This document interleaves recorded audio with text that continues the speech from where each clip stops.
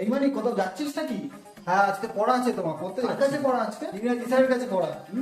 ইংরেজি স্যারের কাছে পড়া তো কালকে, স্যার তো কালকে পড়াতে আসবে আমাদের বাড়ি। না মা, কালকে স্যার পড়াতে আসবে না, তাই ফোন করেছিলাম। কি বললো স্যার ফোন করে? ওই তো কালকের পড়াটা আজকে পড়ে দেবে বলেছে।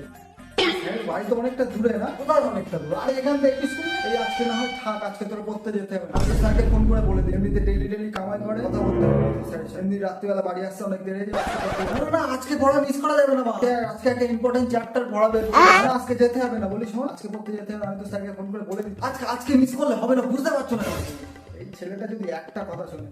ঠিক আছে যা, আর একদম সোজা পড়তে চলে যাবি। ঠিক আছে, রাস্তাঘাটে এদিক ওদিক তাকাবি না, এই রাস্তা থেকে পারো। আর এমনিতে ওই পাড়া ছেলেগুলো যা জোরে জোরে গাড়ি চালায় না, পড়া হয়ে গেলে সোজা বাড়ি চলে আসবি। রাস্তার মোড়ে দাঁড়িয়ে যদি গল্প করতে দেখ, ওই অবস্থা কিন্তু মারতে মারতে। ঠিক আছে আমি জানি, আমি কি ছোট বাচ্চা নাকি? আমি ঠিক কাজ হয়েছে না তো ছাড়। এখনো ভোরবেলা ঘুমের তো নিজের বিছনাটুকু তুলতে পারিস না তুই বড় হয়ে।